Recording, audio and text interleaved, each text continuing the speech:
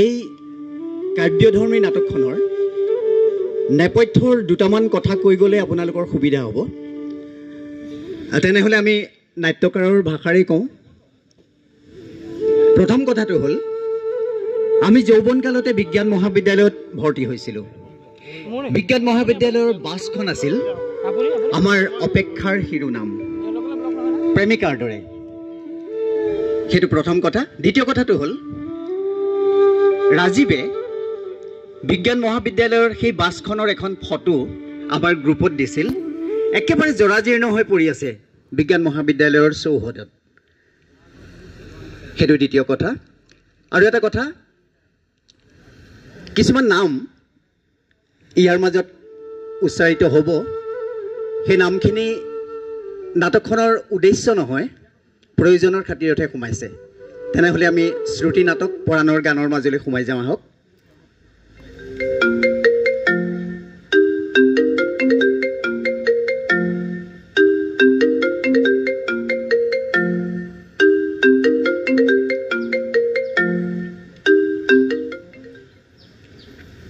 মাজনিশা মোলৈ কিয় ফোন কৰা? মাজনিশাৰ ফুল সুগন্ধি হয়, শুভ্ৰ হয় হৃদয়। কোৱা, মাথোন সাহিত্য নকৰিবা। চোৱা, মই কম্বলৰ তলত সোমাই তোমাৰ কথা শুনি আছো। কি ক'ম, কি ভাবি কি হৈছে একো বুজিবই পৰা নাই। মানে? পেৰাচিটামল টেবলেট খাই জ্বৰ ঘমাৰ দৰে ঘামিছো। এতিয়া শৰৎ নে হেমন্ত, শীত নে বসন্ত? ৰৈ ৰৈ কথা কোৱাটোতো তোমাৰ স্বভাৱ বুলিয়েই ভাবিছিলো, কিন্তু সাহসৰ অভাৱ। উপায়? হোৱাটছএপত লিখি দিয়া। বুদ্ধদেৱেও একো লেখা নাছিল, চক্ৰেটিছেও একো লেখা নাছিল, লেখা নাছিল হজৰত মহম্মদেও। নামখিনি কৈ গৈ থাকিলে তালিকাখন দীঘলীয়া হৈ গৈ থাকিব। বুজিলো। কি বুজিলা? নিচা খোৱা মানুহৰ দৰে আত্মজাহিৰত নামিলা। কি বিশ্বাস কৰিম, পুৰুষৰ জিভাহে। নিচা খালো, তোমাৰ প্ৰেমৰ নিচা। মোৰ কৈ ভাল লাগিব, তোমাৰ শুনি ভাল লাগিব, বেয়া লাগিব। কলৰি যে নিচাত লেখা আধা লেখা কবিতাবোৰ এতিয়াও পাঠ্যক্ৰমৰ বিষয়। তেনেস্থলত আমাৰ মনৰ কথাবোৰ কি আধা বকা সপোন হৈ থাকিব? বাহ, কি যে কৌশল তোমাৰ। হলেও প্লিজ বুলি কৈছো।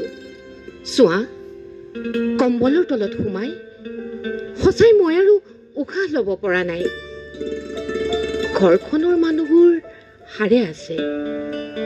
মায়ে দেউতাৰ লগত কথা পাতি আছে। পেৰাচিটামল টেবলেটৰ কথা পতা যেনেই লাগিছে। Good night. Hello' hello' hello'. সপোন কেনেকৈ দেখিম? কি আশ্চৰ্যকৰ নাৰী। পাৰোতেনো তেতিয়াই কৈ গৈছিল নে, দেৱা নজানন্তে কুত্ত পুৰুষম।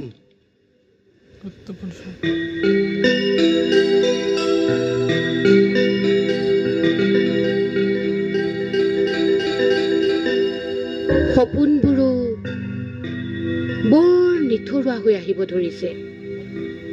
পুত্ৰহাৰা, স্বামীহাৰা বৃদ্ধা নাৰীৰ দৰে খুপি খুপি জুপি জুপি, যাৰ বাবে সপোন দেখাৰ ভয়তে মই চকু মেলি সাৰ পাই থাকো।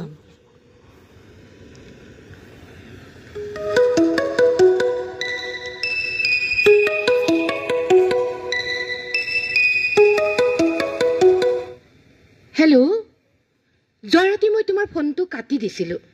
তাৰেই নাম এটা দিয়া। অৰ্ধৰাত্ৰি? নহয়, কিবা এটা ভাল লগা নাই। অহোৰাত্ৰি? তোমাৰ লগত নতুনকৈ চিনাকি হোৱাৰ দৰে লাগিছে হে। এক মিনিট ৰবা। মই বুজি পাইছো তুমি কিয় উঠি গৈছা। হয়, হেমন্তৰ প্ৰেমৰ পাণ্ডুলিপিৰ মাজত সোমাই থকা চেহেৰাবোৰৰ কথা কবা, নহয় এটা চিগাৰেট? সন্দেহ নাৰীৰ ধৰ্ম।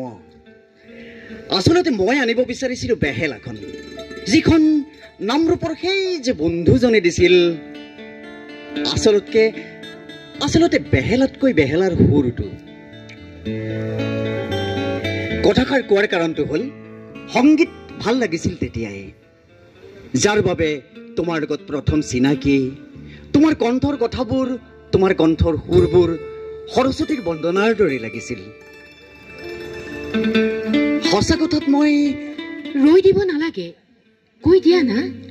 আচলতে মই সেই সময়ত বিচাৰিছিলো তোমাৰ আলিংগন, কিন্তু তোমাৰ মনৰ সুৰবোৰ আৰোহণৰ পৰা ঘূৰি আহিছিল অৱৰোহণলৈ।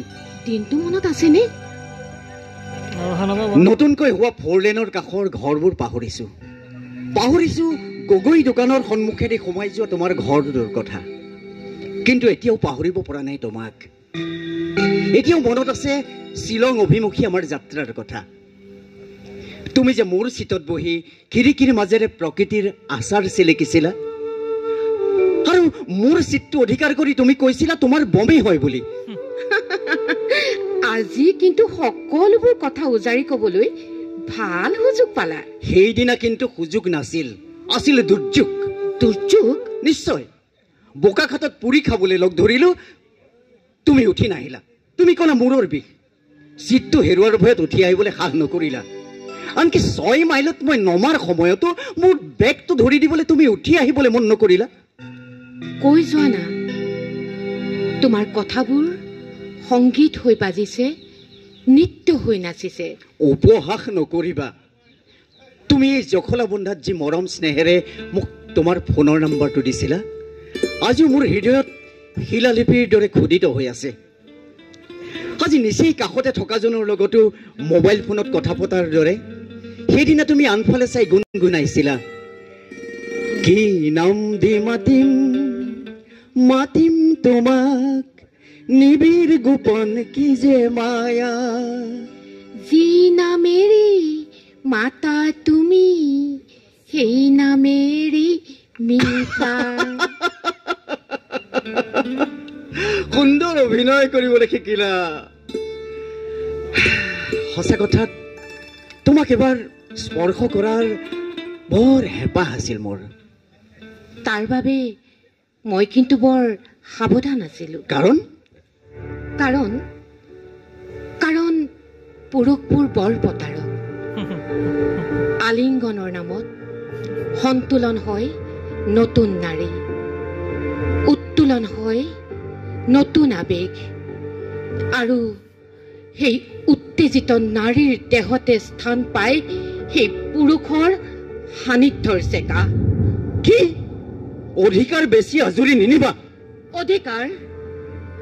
অধিকাৰ দাবী কৰিবলৈ মোৰ আছেই বাকী, কিন্তু মই কোৱা কথাষাৰৰ উদাহৰণ কিন্তু বৰ সহজ। ৰেল ষ্টেচনৰ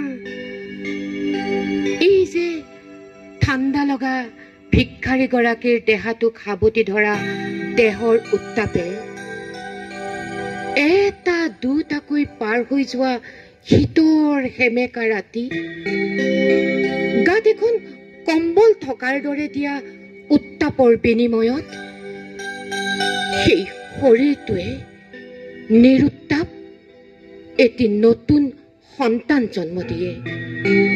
সেয়া নিশ্চয় দেখিছা। আচৰিত। সংগীতৰ পৰা গৈ হঠাৎ পুৰুষৰ প্ৰতি আক্ৰমণ নে প্ৰতি আক্ৰমণ নে সমাজ দৰ্শন?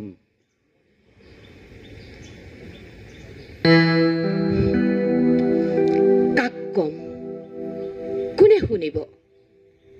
কাক কম, কোনে বুজিব? তেওঁ মোৰ আলিংগনৰ হেঁপাহত মাজনিশা গোপনে ফোন কৰে।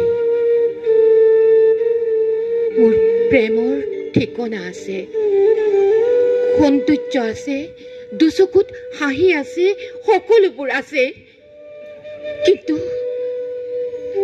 কিন্তু মই কিয় থিয় হোৱা নাছিলো সেয়া কোনে জানে?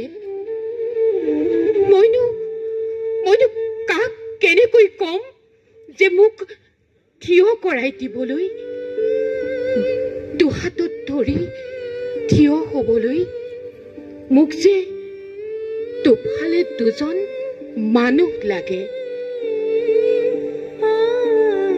প্ৰেমৰ উপহাৰ হিচাপে পেন দুডাল মই তোমাক কিহতে খোজো?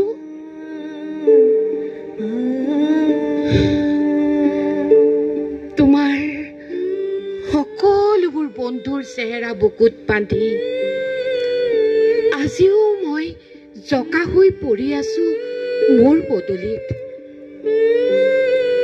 পাৰিলে মাত এষাৰ দি যাবা। মইনো কি কম? তোমালোকৰ সময়ত গোৱা সুমনৰ সেই গীতটো মনত পৰেনে?